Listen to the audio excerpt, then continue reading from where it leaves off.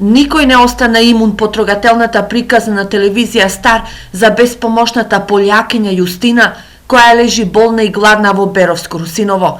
Фантом за системот, без македонски документи, оваа 45 годишна жена која нема пари да оди на клинички испитувања и нема дијагностицирана болест, дочека да ја види човечноста на луѓето.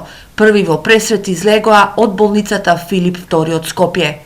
Па затоа што таква е мојата работа. Јас секојдневно имам такви слични, да не кажам и во полоша ситуација луѓе, кај што директно и помагаме со тоа што ги ослободуваме од некои плаќања за да едноставно може адекватно да се збринат и да се лекуват.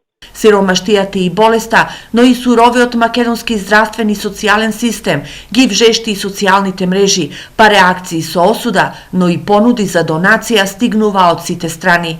Го гледав прилогот за полјакињата од Русиново, како да дојдеме до контакт во нивна близина да пробаме да помогнеме. Жално, кога треба да се собираат гласови, трчаат како блесави, а кога треба да помогнат на народот, никакви ги нема. Срамота. Ве замолувам, доколку имате контакт број од човекот, пишете ми во инбокс.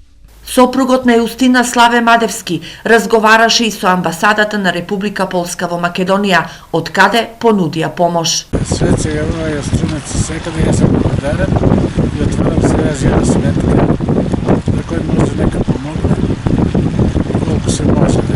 Славе отвори денарска и девизна жиросметка во Унибанка, на која може да се уплаќаат средствата од донации. За него основно е да се излекува Јустина, а потоа ќе се решава и проблемот со сиромаштијата. Трогателната приказна за Јустина уште еднаш покажа дека хуманоста живее.